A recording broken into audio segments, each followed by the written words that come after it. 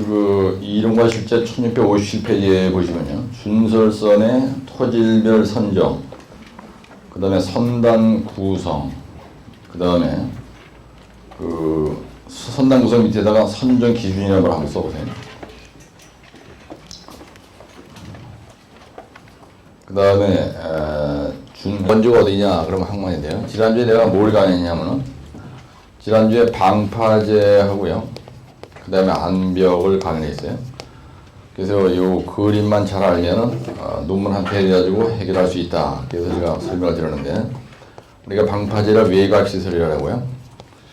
그 다음에 안벽을 접안시설이죠. 이걸 갖다 우리가 접안시설이라 해요. 그래서 내곽시설. 그래서 이건 배가 그 해안에 접속할 수 있는 시설이다. 그래서 우리가 이걸 영어로 퀘이월이라 해요. 퀘이월. 근데 이제 안벽이다 이렇게 내는 것보다는요.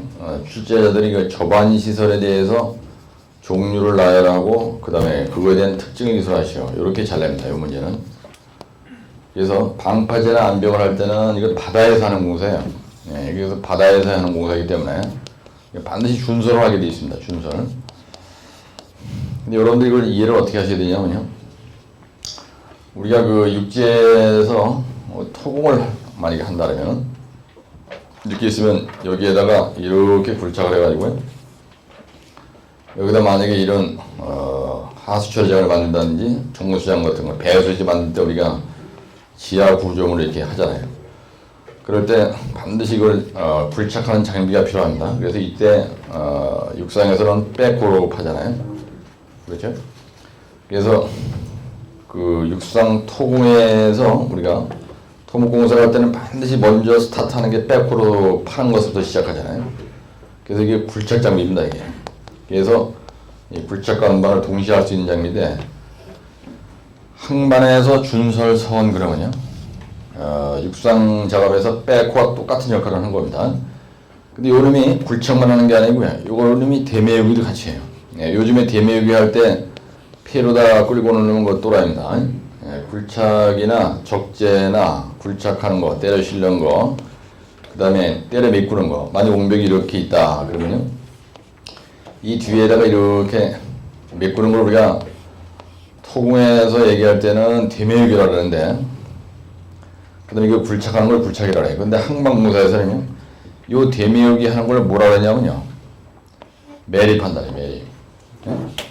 그 다음에 여기서 파는 거를 굴착한다 이렇게 얘기는 하고 준설을 한다 이렇게 얘기거든요.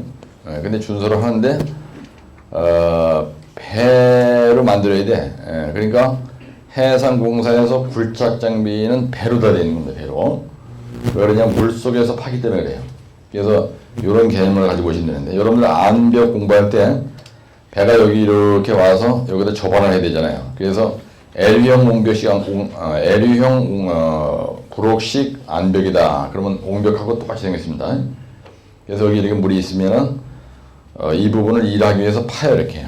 예, 그러고 나서 나중에 요즘에 대매우기 한다고. 이 대매우기 하는 걸 해상공사에서는요, 대매우기다 이렇게 얘기를 하고 매립을 한다 이렇게 얘기하는 거예요. 매립. 예, 그래서 이 준설선은요, 이 준설선의 용도는 뭐냐면 준설과 매립을 동시에 하는 장비예요. 매립. 그래서 여기서 여기에 대매우기다 이렇게 이해를 하시고 요거는 이제 굴착한다. 그래서 해상공사에서 굴착 장비 이름은 준설선이고요.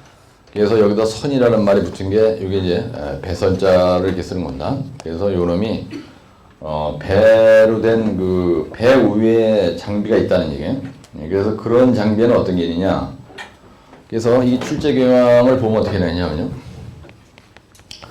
준설선의 선정시 고려사항에 대해서 쓰러낼 때 고려사항을 쓰러낼 때 토질별로 선정시 고려사항을 기술하시오. 이렇게 나오고 준설선의 선단 구성에 대해서 기술하시오. 이거는 장비조합서라는 겁니다. 그래서 준설에서는 우리가 일반적으로 장비조합 그러면요 굴착, 토공 장비의 조합 이렇게 얘기를 하는데 준설선, 해상공사에서 굴착 장비, 즉 준설 장비에 대해서는 이 장비 조합이라는 말을 잘 안 쓰고요. 선단 구성이라는 말을 잘 씁니다. 근데 시험장에 가면요, 이거에 대해서 사토 방법에 대해서 기술하시오 또 이렇게 나요. 예, 사토 방법에 대해서 할 때 사토를 어떻게 하느냐 그러면 선단 구성을 해서 사토를 하는 겁니다. 그래서 준설선의 선단 구성이 준설선의 장비 조합이 바로 장비 조합 방법이 바로 사토 방법하고 똑같아요. 지금 내가 이런 멘트를 왜 얘기를 하냐면 여러분들이 집에 가서 열빠지게 외워봐야 이런 내용에 대해서 이해를 안 하고 무대뽀로 외우면요, 자기가 외운 게 답인데 시험장에 가서 엉뚱한 짓 하고요, 놀래 자빠진단 말이야. 그래서 깜짝 놀라가지고요, 시험장에 가서 그런 일이 없도록 하기 위해서 이제 이런 말씀 드린 겁니다. 그래서 우선 1657페이지에 보시면은 그 문제가 잘 풀어져 있는데요. 그 준설선의 종류와 특징이 돼 있어요. 그래서 뻔부선, 그 다음에 그라브선, 바켓선, 디퍼, 호퍼. 그래서 이걸 약자로다가 뻥그버디 호세라고 돼 있죠. 그래서 거기다 뻥그버디 호세라고 한번 쏘아보시고요. 그래서 뻔부선, 그라브선, 바켓선, 디퍼선. 그렇죠? 그래서 일단은 이해를 돕기 위해서 전초전환 한 일부만 얘기하면 이렇게 이제 만약에 예를 들어서 그 동해안이 있다, 그죠? 수심이 만약에 한 30m 정도 된다, 그죠? 네. 한강은 수심이 10m밖에 안 되거든요. 근데 바닷가는 보통 30m 이상 됩니다.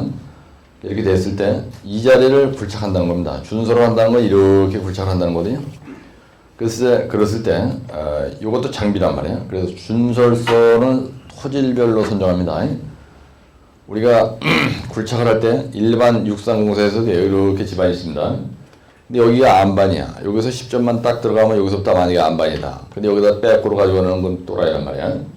그래서 모든 장비는요, 토질별로 선정을 합니다. 토질별 준설선에 선정을 한다 이거야. 토질별 준설선을 선정해요. 그래서 여러분들이 장비나 여기서 얘기하는 준설선의 종류가 바로 뭐냐면요, 준설선의 종류가요, 준설선의 종류가 바로 뭐냐면요, 매립공법이에요. 이거예요. 만약에 시험장에 가는데 매립공법의 종류를 나열하고 특징을 기술하시오 이렇게 나왔어요. 어떤 사람이. 그렇죠? 그럼 매립공법의 종류를 나열하고 특징을 써라. 이게 옛날에 과거 30년 전에 한 번 나오고요, 한 번 나눴습니다. 그래서 매립공법에 대해서 쓰시오 그러면요, 준설선의 종류를 쓰는 게 답이라는 얘기입니다. 여러분들 토공에서 다진공법에 대해서 기술하시오 이러면요, 이게 다진 장비에 대해서 쓰라는 거예요. 예? 예.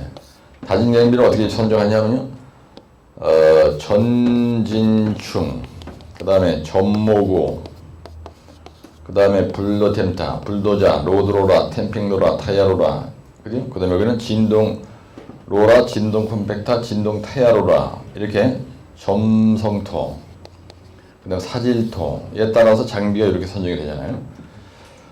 근데 이거 다진 장비는 확실히 알고 있는데 시험장에 하는 게 다진 공법을 기술하시오 이렇게 나왔어요. 네? 다진 공법에 대해서 기술하시오 이렇게 나오면요, 다진 장비의 종류를 나열하고 내가 알고 있는 거를 쓰는 게 답이다라는 얘기입니다. 네? 다진 공법의 종류 그러면 따라 전진충, 전모구, 블루텐타, 로그텐타 쓰는 게 답이야. 그러니까 이런 걸 좀 잘 알고 계시고요. 이런 걸 모르고 책을 보면요, 하여튼 정신이 없어요. 내가 옛날에 공부할 때 이것 때문에 한 3년 한 겁니다. 3년. 그래서 선배님들이 학원에 와서 제 강의를 들어오신 건요, 요런 멘트를 들어오신 거예요. 그죠? 예.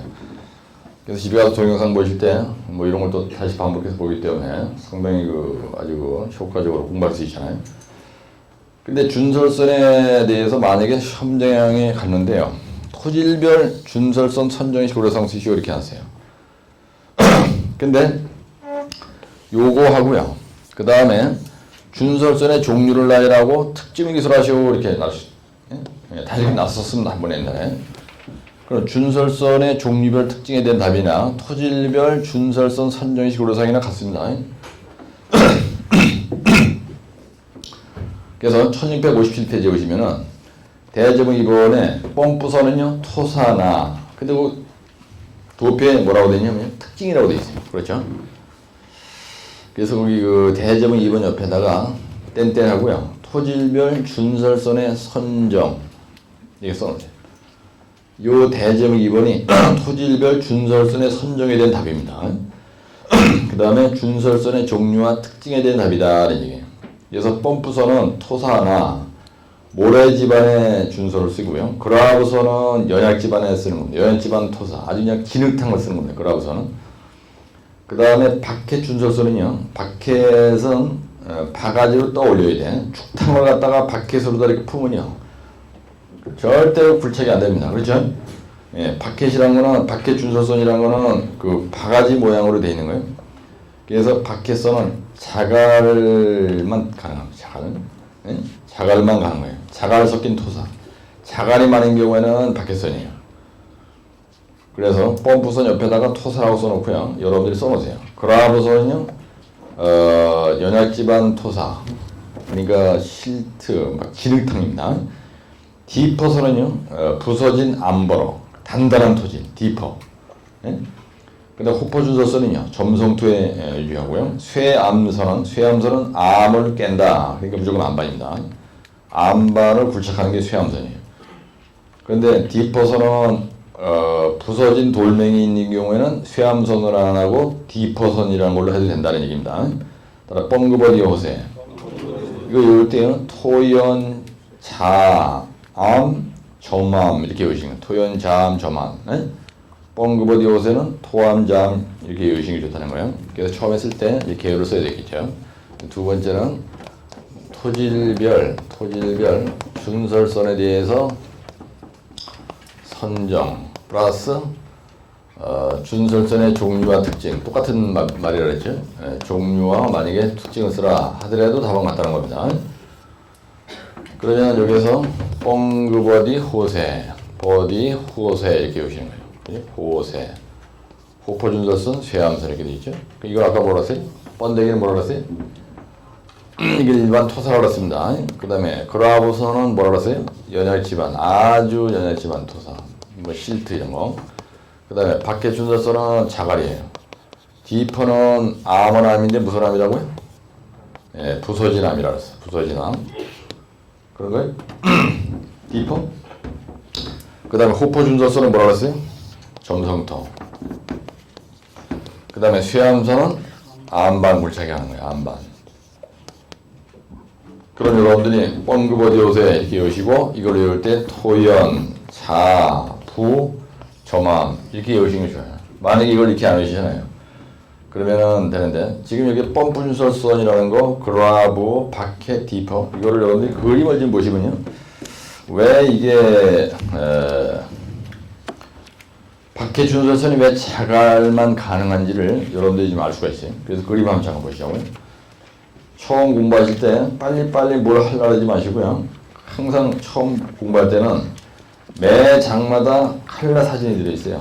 그 칼라 사진을 먼저 이렇게 심심할 때마다 보시면 여러분들이 그 준설선 한 번도 눈으로 보지 못한 사람이 있습니다. 내 사우디 칼리만탄이나 인도네시아의 그 준설 공사를 옛날에 극동에 있을 때 많이 했거든요. 극동에서. 그래서 이제 많이 가봐서 이제 아는데 선배님들 한 번도 안 하신 분들은 준설선 그러면요 생기먹은 모양새가 어떻게 생긴 건지 모릅니다. 어떤 사람 백호가 어떻게 생긴지 모르는 사람들이 있어요. 따라서 백호, I love 백호, 백호가 좋은 거예요. 그래서 1697페이지에 보시면은 스틸 시트 파일이 있습니다. 예, 그런데 이게 강관, 그죠?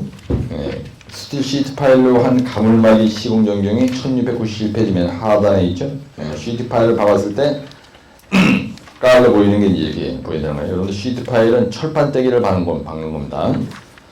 그 다음에 1698페이지에 보시면요. 준설선은 우리가 영어로 드레저라 해요. 따라 드레저. 네, 드레저라 해요. 드레저. 백호 드레저입니다. 네, 그래서 여기 한 방에 볼 수 있게 넣어놨는데 1699페이지에 보시면요. IHC 비아버 이건 회사 이름입니다. 그래서 카터 삭션 드레저라는 게 있어요. 카터 삭션, 따라 카터. 카트란 말은 암반을 자른다는 얘기입니다. 삭션이란 말은 빨아올린다는 얘기예요. 암반을 잘라서 빨아오르는 준설선이라는 얘기예요. 그래서 거기 보면 아주 대단하죠. 예, 백호하고는 게임이 안 됩니다.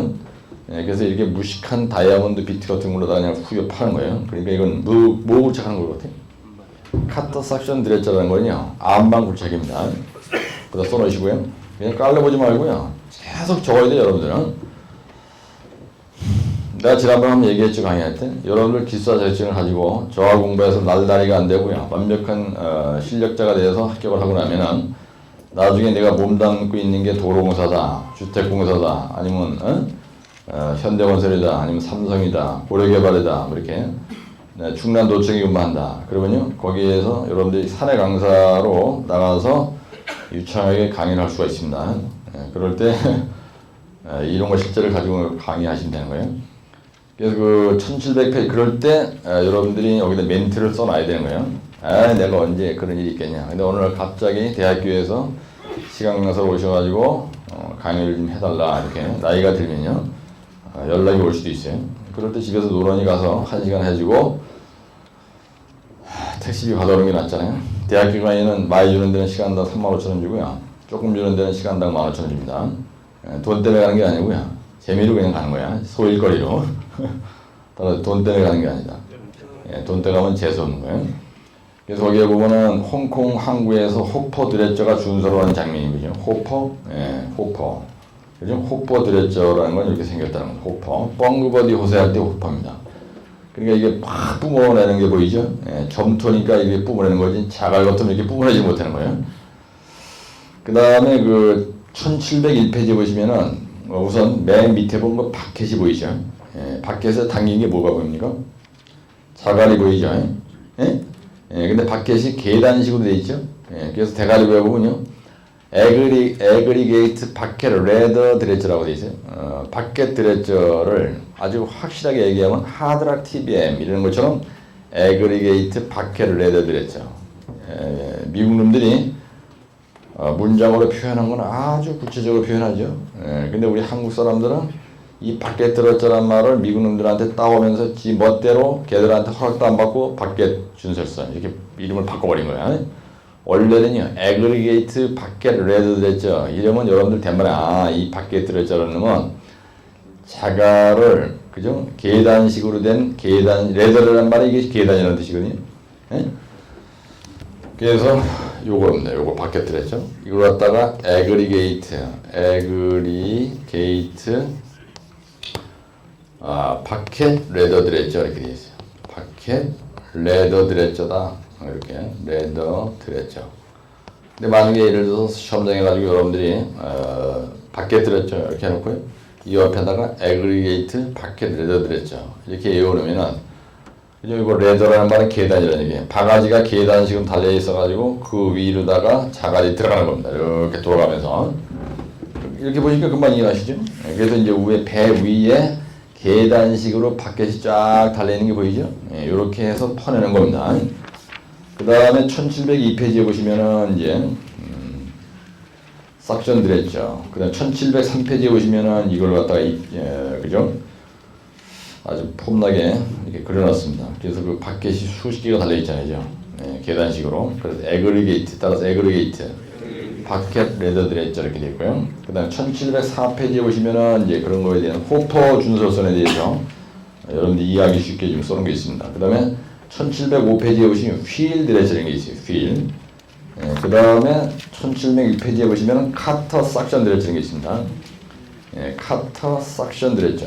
그래서 그 끄트머리에 보면은 그 빨간색으로 돼 있죠. 우측에 그 보면은 그죠? 다이아몬드 비트 같은 거 뭉치가 있죠. 그걸로 후게 파는 겁니다. 그래서 안방 불착하는 게 쓰는 거예요. 카터 삭션 드레저가. 그래서 우리가 쇠암선 이런 게 쇠암선 이런 게 바로 카터 삭션 드레저입니다. 카터 삭션 드레저 이렇게 돼 있는 거예요. 드레저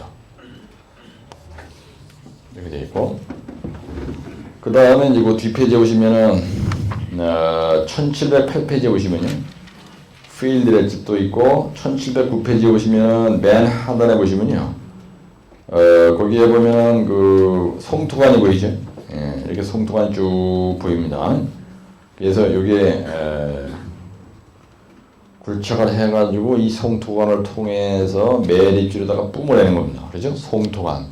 송토관이라는 건 뭐냐면 흙을 그러니까 준설하는 흙을 운반하는 관을 부설하는 거예요. 송토관이 이제 여기 부설이 되어 있죠. 그래서 이걸 보시니까 좀 이해하시죠? 송토관. 다시 앞으로 돌아와서 이 준설선은요, 학만에서는 상당히 중요합니다. 하여튼. 그러니까 여러분들이 준설선은 꼭 제대로 공부해 놓으셔야 돼요. 그래서 1650페이지 있는 거 얘기하다가 지금 글로 가는데요. 그래서 대제국 이번에 뻥그버디 호세가 있고요. 그 다음에 시공전 조사상이 있습니다. 그 다음에 준설선 선정시 고려상이 있고요. 그렇죠? 그 다음에 이제 시공전에 조사 내용이 뭐냐. 준설하기 전에 조사 내용이 이런 얘기예요. 여기서 준설전 사전 조사 내용이 뭐냐 이 얘기고요. 이거는 수파, 파파, 조유를 조사해야 돼요. 그 다음 네 번째 뭐죠? 네 번째 뭐라고 돼 있어요? 준설선 선정할 때 일반적인 준설선을 선정 시에 일반적인 고려사항입니다. 일반적 고려사항이 뭐냐? 그 다음에 다섯 번째는 뭐가 있냐면요. 그 뒤에 보면은 준설선의 선단 구성이 있어요. 준설선의 선단 구성. 그렇죠? 예, 준설선의 선단 구성을 어떻게 하느냐? 요걸 갖다가 우리가 장비 조합이라 해요. 준설선의 장비 조합이 뭐냐? 또는 사토 방법이 뭐냐? 예. 그 무슨 말이냐면요. 여기서 뻥그, 버디, 호세가 있어요. 그러면 이런 펌프 준설선 가지고 하고, 그 다음에 그라브로 일을 하고, 그 다음에 밖에 준설선으로 일을 하고, 디퍼 준설선으로 일을 할 때, 여 뒤에 따라오는 장비가 뭐가 같이 따라다니냐. 그래서 끌토행이 들어간다는 얘기입니다. 이거 뭐냐면 끌배예요. 그 다음에 토운선이 있어야 되고요. 그 다음에 앵커 바지가 있어야 돼요. 이게 무슨 말이냐면요. 펌프 준설선 혼자서 일을 못합니다. 그래서 이 펌프 준설선이 일을 하려면은 여기서 우리가 끌배를 영어로 타그보트라 해. 끌고 가는 배다. 그래서 바지를 끌고 가는 거를 끌배라 해. 그 다음에 흙을 운반하는 선을 토운선이라고 하고 앵커 바지. 그래서 끌배라는 건 토운선을 끌고 가는 장비입니다. 그래서 준설선의 선단 구성은 어떻게 하느냐. 뻥그버디 호세에다가 끌통이다. 이런 얘기예요. 이 도표가 무지개 중요해요. 여러분들. 하여튼 이거는 확실하게 하게 된다. 이거하고 여기서 이거예요. 하이라이트는 이거 두 개입니다. 이거 두 개만 외우면 여러분들 단반에 이게 1.5페이지 가까이 돼요. 네? 그래서 이런 키가 되는 걸 외울 때, 이 대제국 2번에 토질별 준설선에 이거 하고, 그 다음에 준설선의 선단 구성, 이거를 멀렐레하게 외우면요, 중요한 걸 멀렐레하게 쓰면은 점수가 안 나는 거야. 우리가 여기다가 끌통이라 그랬어요. 끌배, 토행. 여기서도 한번 써줘도 좋고, 여기서 또 한번 써. 그래서 이거는 완전히 별도의 대제목으로 띄워서 시험장에 써야 되는 겁니다. 그러면 우리가 바다에서 불착하는 거기 때문에 수심, 그 다음에 파도, 파랑, 파고, 조이간만의 차. 그죠? 예, 조이간만의 차. 그 다음에 유속이에요. 파고가 2m 이상이 되면요. 2m 이상이 되면요. 작업을 중단해야 됩니다. 바다에서 하는 모든 공사는요. 파고가 2m 이상이 되면 일을 안 해. 그래서 1년에 3분의 1만, 100일만 일하고 나머지는 계속 앉아서 고기섭 치는 현장이 항만공사 현장이거든요. 항만공사 현장 가서 3년 있다 보면 사람 완전히 병신 돼가지고 오는 거야. 그래서 항만공사는 가급적 안 하는 게 좋습니다. 사람이 나태해져요. 예, 항만공사 현장 가 있으면 1년에 100일은 일하고 300일 중에서 365일 중에서 100일만 일하고 나머지는 계속 자빠져 자는 거예요. 사람이 게을러져요. 그래서 자기 발전에 좋지 않다는 겁니다. 그래서 그 수심, 파도, 파랑, 파고, 조이가 많죠. 그죠? 저는 얘기했죠. 방파제에서 안벽에 대해서 났어. 만약에 시험제가 방파제가 나든지 안벽에 났는데 시방서에 보면 뭐라고 되냐면요. 조사 내용이 되는 게 있고요. 그 다음에 방파제나 안벽의 구조 형식. 옛날에 다 한 번씩 났던 겁니다. 구조 형식을 선정 시의 고려사항이 뭐냐. 이런 게 시험제잖아요, 여러분들. 예. 그러면 방파제는 파도를 막아주는 시설이고요. 안벽은 배 저반시설인데 물속에 있는 겁니다. 그럴 때 방파제 공사 시공전, 안벽 공사 시공전 사전조사의 내용이 뭐냐. 그러면요, 토질조사를 해야 돼요. 그렇죠? 예, 토질조사는 어디든지 다 들어가는 거예요. 플러스 수심, 파도, 파랑, 파고, 조이간만의 차, 유소. 전부 다 이게, 그죠? 방파제 중에서 혼성식으로 할 거냐, 암벽 중에서 L형 브록식으로 할 거냐, 시트파식으로 할 거냐, 방파제 중에서 사석식 경사제로 할 거냐, 그 구조 형식 선전식으로 사용이 바로 이거예요. 요거. 네, 그러니까 항만공사에서 조사 내용이나 아니면은 뭐 선정식 고려사항 써라. 그러면 이게 답이다. 라는 얘기예요. 요게. 일반적인 선정식 고려사항입니다. 근데 여기에 뭐 또 있죠, 이게. 그죠? 예. 그 시공전의 조사 내용은 이거고, 준설서는 선정할 때 일반적인 고려사항. 만약에 선정식 고려사항 써라. 그리고 구체적으로 만약에 간다. 그러면은 거기에 알고진 게 몇 가지 얘기가 있어요. 그거 뭐라고 되냐면, 대제목 4번에 준설의 목적이 뭐냐, 그 다음에 토질이 뭐냐, 지형이 어떻게 생겨 뭐냐, 준설 수심이 얼마나 되느냐, 그 다음에 사토장 위치가 얼마나 되느냐, 시공성, 경제성, 안정성, 수질 오염, 생태계, 건설공해 이런 거예요. 그렇죠? 그래서 준설선 선정할 때 준설 토질이 뭐냐 그랬죠? 그 다음에 수심이 어떻게 되느냐, 또 뭐에 따랐어요?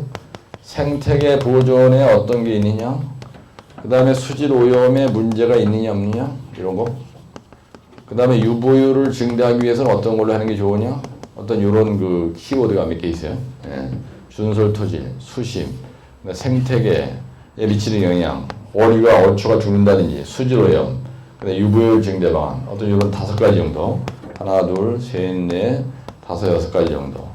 이것도 하나, 둘, 셋, 넷, 다섯, 6가지죠. 이것도 6개고요. 이것도 6개인데 아사무리에게 여기 있는 내용과 내용이 좀 틀리죠. 네, 따라 수파파파조요. 수파파파조요. 그러니까 준설서선 토질별로 선정했죠. 수심이 어떠냐, 생태계, 수질오염, 유보율 이런 거에 따라서 왔다 갔다 합니다. 근데 이걸 왜 외워야 되느냐? 출제자 딱딱 물어요. 찍어서 묻는 경우에 여러분들이 띵하면 안 되니까 반드시 외워야 되는 거예요. 준설선의 선당 구성은 뻥그버디 오브세다. 이런 건 단순 암기 과목입니다. 그죠? 그래가지고 거기에 뭐 뭐라고 했냐면요, 바켓이나 그라브나 디퍼, 토운선 끌비 하나, 앵커바지 한 척. 거기에 뭐 사토거리 조정이란 말이 있어요. 펌프선, 그라브, 호퍼선, 쇠암선인 경우는 끌배, 앵커바지 한 척, 수동관 일식, 장선, 끌배 한 척, 앵커바지 한 척. 기타 측량선, 청소선, 기중기선, 감독선. 감독이 타고 다니는 배가 있어야 된다는 거야. 근데 요거는 요 책에 있는 대로 외우시면 됩니다. 준설시 사토장의 구비 조건은 뭐냐? 가깝고요. 거리가 가까워야 되고요. 해상이 정원하고 선박 왕래가 적은 거. 그다음 수심 확보 확실히 돼야 되고요. 보상권 등의 사전 해결이 가능한 곳. 환경 오염이 최소가 되는 자리. 준설 매립 시 시공관리 사항. 근데 여기 있는 내용들이 사실 뭐냐면 준설 매립할 때 시공관리할 내용이 뭐냐. 이런 건 뭐 이렇게 중요한 게 아닙니다. 그 다음에 8번째 보면 준설할 때 유보율 증대 방안 이런 게 있어요. 이런 건 결론 처리하는 게 좋습니다. 그래서 결론에다가 뭘 쓰느냐면요.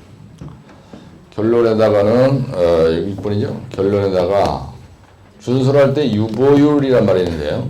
유보율 증대 방안에 대해서 한 0.5페이지 조금 써주라는 얘기입니다. 0.5페이지 분량을 써주면 되는데 유보율이라는 게 뭐냐면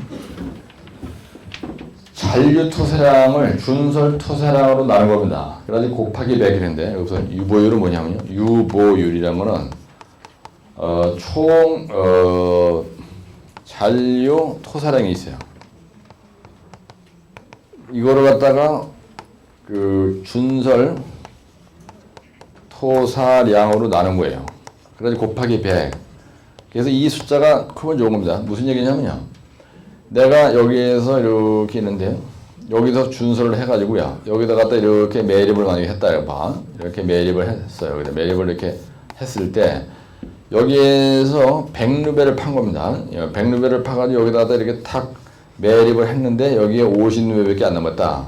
그러면 여기에 실제로 한 매립한 양은 50%밖에 안 되잖아요. 그죠? 준설한 토량이. 그래서 유보율이란 말은 뭐냐면, 그죠? 여기다 메꿨을 때 여기서 100루벨을 파가지고 여기다 들어보는데 물이 다 빠져나가고 그러면 흙만 조금 남을 거 아니지? 그런 얘기입니다. 그래서 유보율이 거기 뭐라고 되냐면요. 점성토는, 그 다음에 사질토는, 그 다음에 자가란 이렇게 되어 있어요. 점성토는 70% 정도밖에 안 돼요. 이하밖에 안 되고, 사질토는 조금 높아. 그래서 한 75에서 한 95% 이하라고 되어 있고요. 그 다음에 자갈은 뭐라고 되냐면요. 자갈은 95% 이상이라고 되어 있어요. 예, 밖에 준설선으로다가 여기 있는 자갈을 퍼가지고 여기다 들어보았습니다. 그러면 점성토나 사질토에 비해서 여기에 많이 남겠죠. 예, 그런데 점성토는 70%밖에 안 남는다. 나머지 30%는 물로 다 빠져나간다는 얘기예요. 이해 가시죠? 예, 그래서 요 유보율을 높이려면 여기에다가 들어볼 때 이 자리를 갖다가 그냥 막연하게 들어붙지 말고요. 이걸 위에서 내려다본 평면으로 이렇게 봤을 때 여기서까지가 만약에 10m다. 여기서까지가 10m야. 그럼 위에서 내려다봤을 때 이렇게 된 겁니다. 원래는 여기서까지 10m고요. 여기서까지도 10m야. 내가 매립할 자리가. 그럼 이렇게 하지 말고 이거를 갖다가 이렇게 해서 부록 분할을 하는 거예요. 칸막이를 만들어내는 겁니다. 그래서 처음에 이렇게 돼 있던 거를 이런 식으로 우리가 부록을 분할해서 매립지를 갖다 이렇게 부록을 분할해 가지고 여기다 갖다 들어보고 여기다 들어보고 여기다 들어보고 여기다 들어보고 이렇게 하면은 여기에 잔류량이 많다는 얘기예요. 이 유보율이란 말은 잔류율 얘기예요. 잔류율. 이해가시죠? 그래서 이거를 어떻게 하면 유잔준 이렇게 보시면 돼요. 유잔준. 그래서 이 유보율은 클수록 좋은 거 아니에요? 그렇죠? 네, 그래서 요거 할 때 요거 70% 점성토를 70%로 딱 놓으시고요. 사질토는 이거하고 똑같다고 보시고 그 다음에 자갈만 95% 이상이다. 그럼 70, 70, 90이다. 이렇게 외우실 때 이거는. 네? 점토, 사질토, 점성토, 사질토, 그 다음에 자갈. 근데 우리가 건설 재료로 쓰는 거 여러분들 내가 토공할 때 얘기를 하는데요. 점토 이러면요. 점토 이러면 순수한 점토입니다. 0.074 입경의 사이즈가 0.074 정도 되는 요게 흙 전체 양의 60% 이상인 거를 점성토라고요. 점토라고 만약에 모래 이러면 모래는요. 순수한 모래 얘기예요. 점토 그러면 아주 그냥 그죠? 점토만 딱 있는 거야. 모래 그러면 모래만 있는 거예요. 자갈 그러면 자갈만 있는 건데 우리가 건설 재료로 쓰는 어떤 재료도요. 순수한 점토만 딱 있고 아주 모래만 딱 있고 이런 건 없어요. 이 원집 안에 있는 것도 이게 눈으로 보기에는 모래인데 거기에 약간의 점성토도 섞여 있습니다. 그래서 우리가 얘기할 때 점토, 모래, 자갈 이런 거 얘기할 때는 통일분류법에서 흙을 분류에 따라 쓰는 얘기지 실제로 아까 여기서 얘기할 때 어디 갔어? 펌프 준설선이 말이에요. 이 펌프 준설선은 우리가 토사다 얘기 뭐냐면 점성토, 사질토에 다 유리하다는 얘기입니다. 사질토. 그래서 내가 얘기하고자 하는 건 뭐냐면요. 점성토 이러면요. 점토 속에 모래가 좀 섞여 있는 걸 얘기하는 거야. 그 다음에 사질토 그러면요. 모래 속에 주되는 흙은 모래인데 모래 속에 점성토가 조금 섞여 있는 걸 얘기하는 겁니다. 그래서 완전 뉘앙스가 틀려요. 성토 재료로 쓰는 점성토와 사질토의 공학적 성질 이렇게 물어야지 문제를 낸 놈이 성토 재료로 쓰는 점토와 모래의 뭐 공학적 성질 이렇게 묻는 건 아니다는 얘기입니다.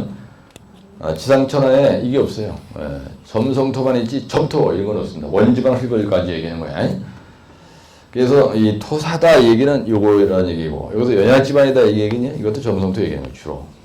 우리가 일반적으로 연약지방 그러면 점성토 얘기하는 거예요. 그 다음에 부식토 이런 거 얘기해요. 부식토.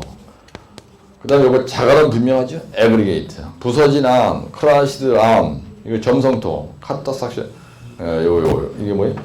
호퍼. 그 다음에 여기서 카터 삭션 들어있죠. 요 쇠암선은, 그죠? 이건 디퍼라고 했고, 디퍼. 네, 그래서 요거는 이제 암반이니까, 암반 굴착이 가능하다 그랬으니까, 그죠? 만약에 여기다 더디로 더 쓰고 싶다 그러면 연암, 보통암, 뭐 경암 이런 걸 여기다 쓰는 거예요. 그럼 요령입니다. 보통암, 그냥 암반골착 이러는 건 좀 심심하잖아. 그 답안지도 좀 맹하잖아요, 이제. 그래서 연암이나 보통암이나 경암이다. 그러면 아주 구체적으로 아는 것처럼 된다는 얘기입니다. 그래서 점성토, 사질토 이렇게 표현을 해야지 이걸 갖다 점토, 모래 이런 말은 없는 거예요. 네? 우리가 현장에서 공학적으로 얘기할 때 점토, 통일분류법에서 강의할 때는 하는 얘기지 실질적으로 점성토, 사질토, 자갈 이거 아주 중요한 거예요. 그래서 거기에 보면 부록 분할하는 걸 보였죠? 여러 개의 부록으로 분할해서 하는 게 좋다. 그죠? 왜 그러냐? 지금 요거만 갖다 써도요. 대만에 3페이지가 되는 거예요. 시험장에서. 너무 많이 쓰다가 좋아지는 거야. 하여튼 항상. 그리고 여러분들 집에 가서 공부할 때 동영상 화면을 보시면서 나한테 여러분들이 전화를 많이 해주시는데요. 아주 상당히 효과가 좋다는 거야.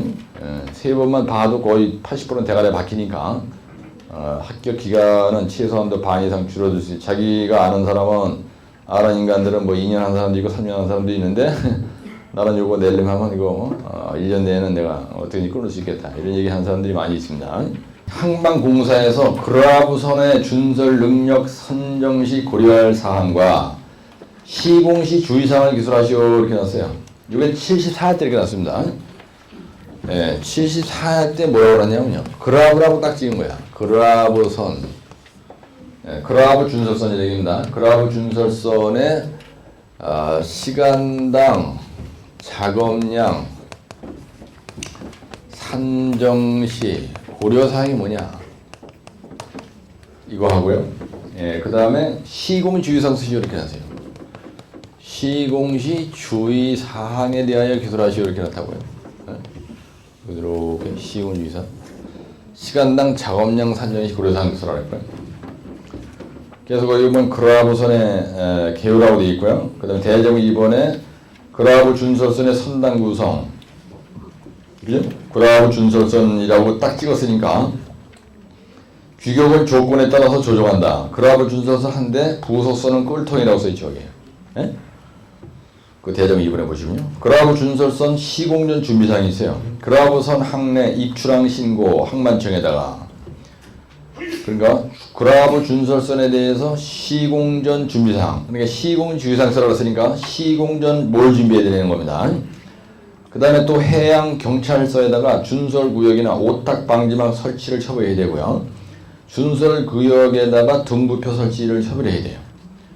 그 다음에 준설 작업 전 조사사항이 있어요. 스파파파 주의를 이렇게 쓴 겁니다. 여러분들이 아까 내가 여기서 얘기한 이런 거 있어요? 여기 어떻게 이런 거? 그라브라고 났으니까 그라브에 대해서 계속 그라브로 팔아먹으면서 이런 헛소리를 한 겁니다. 예, 그건 요령입니다. 그 다음에 준설선 선정시 고려사항이에요. 준설의 목적, 토질, 지형, 토량, 준설 수심, 사토장 위치, 공사 주변의 환경, 건설 공해. 그래가지고 아까 여기서 얘기했던 이거죠. 예, 준설선 선정시 일반적인 고려사항하고 요거하고는 다 재탕을 한 겁니다. 예? 그 다음에 그 밑에 보면 그라브 준설 시 사토장 구비 조건이 있어요.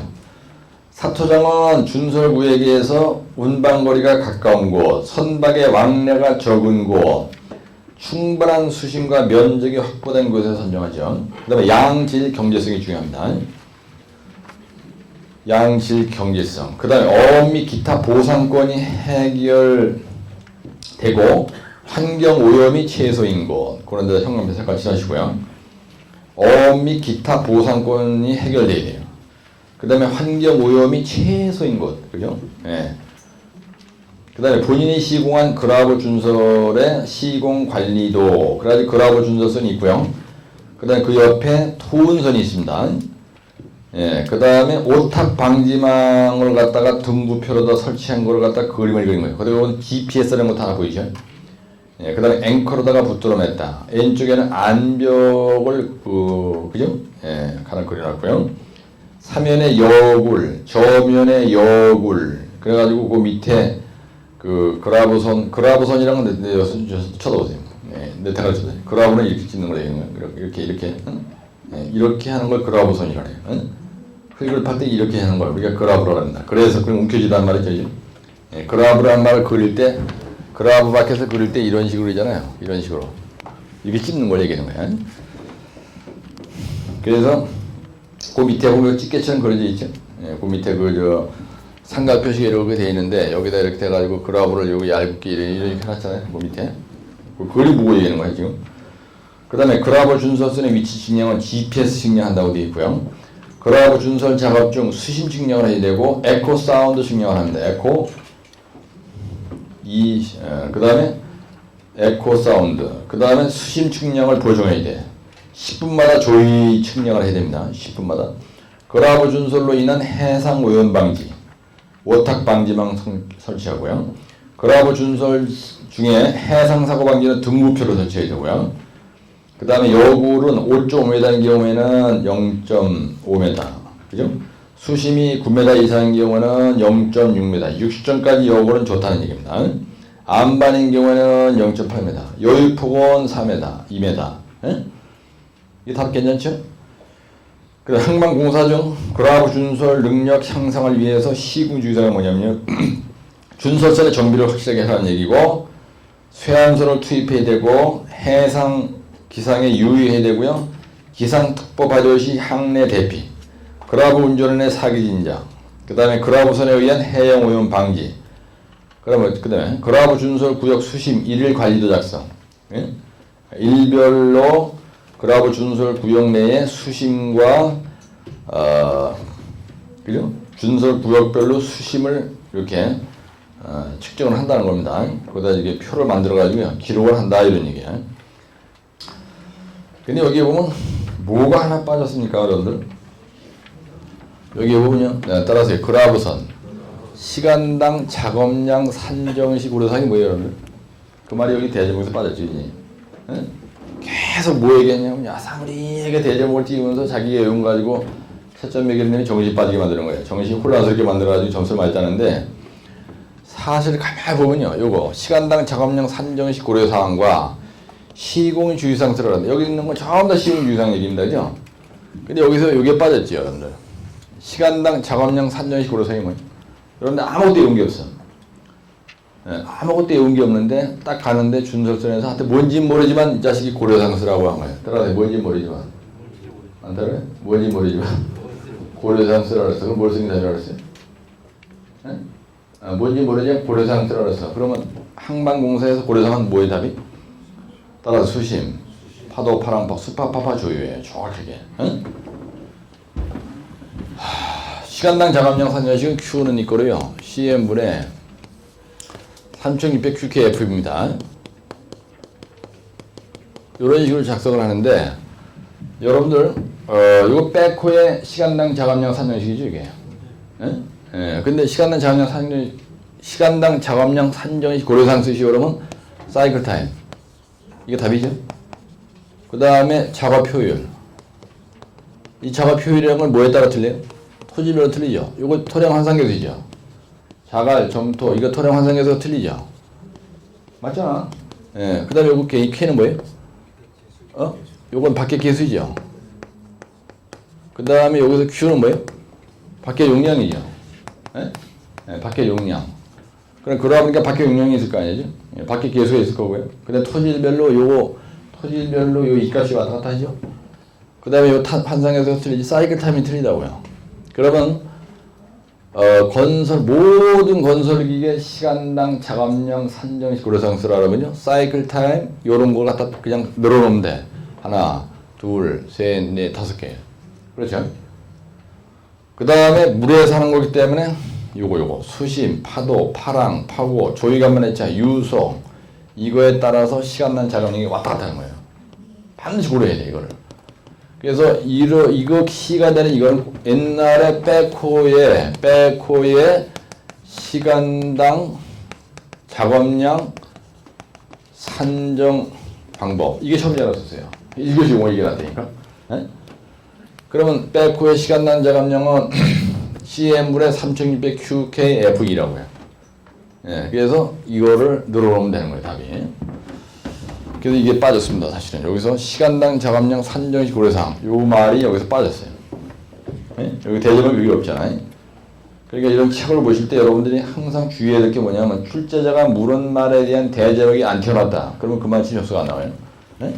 예, 그러니까 요런 그러니까 아주 상식선의 얘기인데, 이런 것 때문에 여러분들이 띵해지면 안 되니까 제가 말씀드린 거고요.